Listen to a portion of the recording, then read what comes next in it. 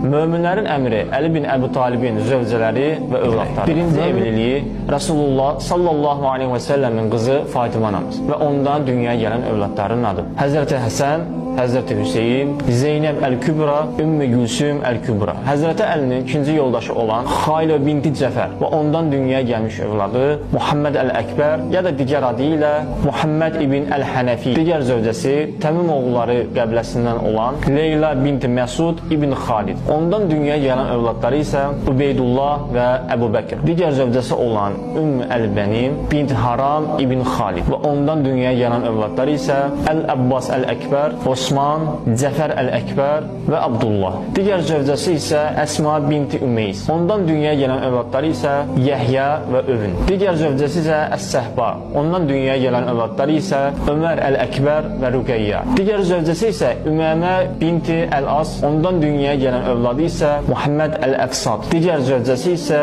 Ümmü Seyid binti Ürva. Ondan dünyaya gələn övladları isə Ümmü Əl-Hüseyin və Rəmla Əl-Kübra.